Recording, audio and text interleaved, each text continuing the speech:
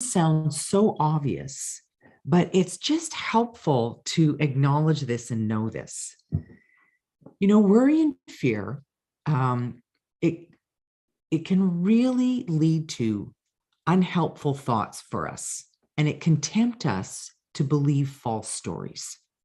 Because often when we're experiencing worry and fear, we can loop in our thinking. So the thoughts go around and around. It's like we ruminate.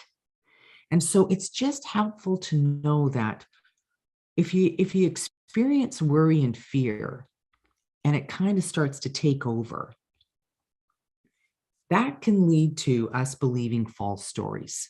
So why that's helpful to know is that we don't always we can acknowledge that the thoughts are there, but we don't always have to believe that our thinking is accurate and right. And I'll say more about that as we go on.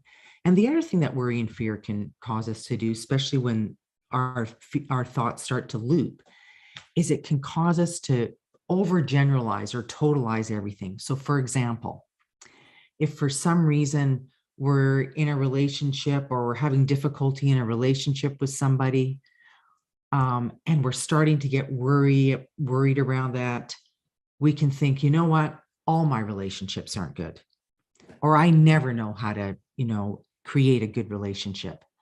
So worry and fear, it can have a way of taking over and causing us to believe things that really aren't true.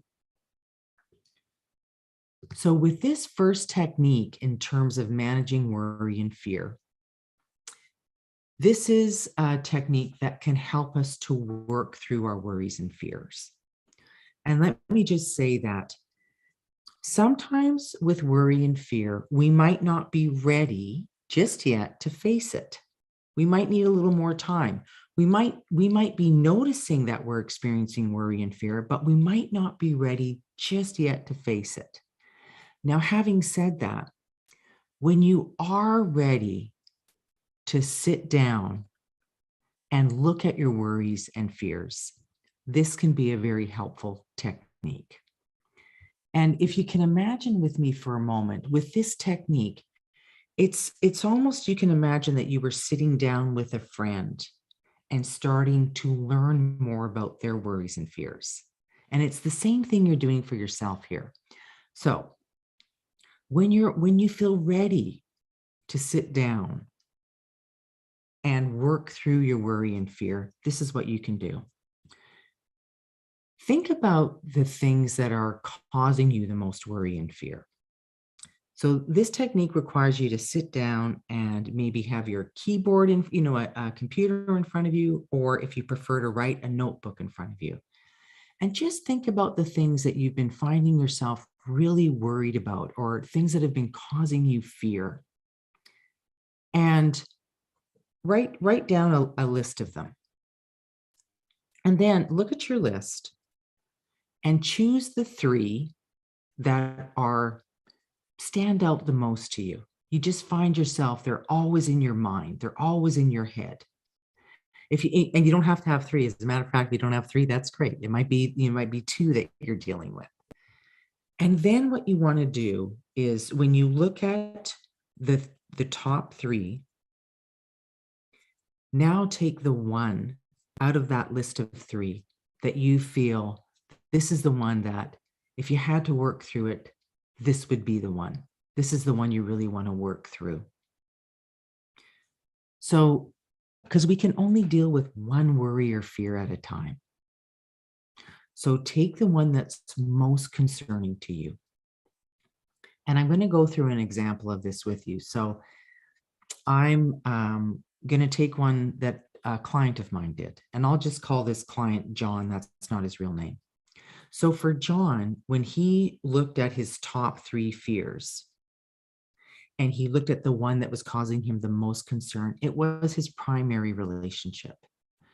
So this is what John did. He felt ready to face this worry, and here's what he did. And by the way, you'll get all the notes for this. So what he did was he wrote down With his primary relationship, what were his top concerns around this? What did he find himself thinking about over and over again? And for John, this was it. He noticed he'd been arguing a lot with his partner, and they just weren't connecting. That was a concern for him. He'd really overreacted and had said some hurtful things, and that was sitting on his mind. And he was worried that his partner might want to take a break from him. So again, his number one worry was his primary relationship. And with his primary relationship, these were the top 3 concerns that kept coming up for him.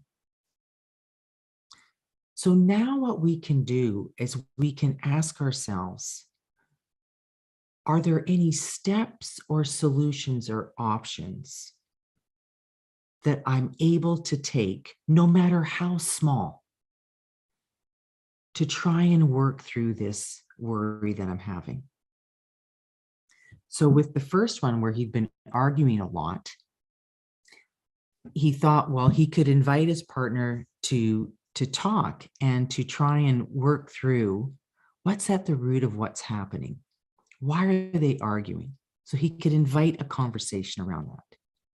And where he'd overreacted and said some hurtful things, the step he could take towards that was to really convey his regret and really apologize, and to also recognize that he couldn't change what he'd said, but he could apologize and really convey his regret.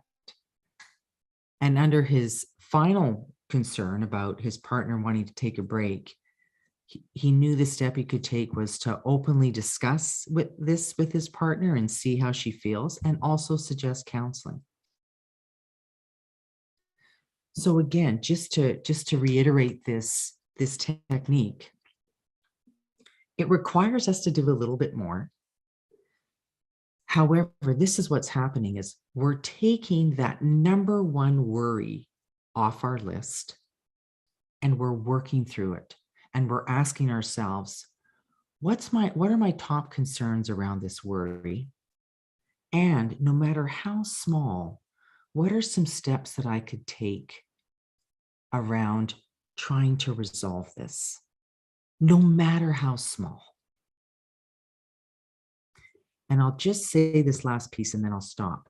So what happens when we use a technique like this, when we actually feel ready to face our fears and we sit down with it, here's what's actually happening in that technique. Rather than John staying in this loop around, oh my gosh, what if I lose this relationship? I wonder what she's thinking. Gee, I don't know what's going to happen. Rather than staying in that loop and also potentially staying in a story, what John's doing is he's sitting down with this actual worry. And he's asking himself, what am I really concerned about? And are there any steps, no matter how small, that I can take to help to alleviate this worry?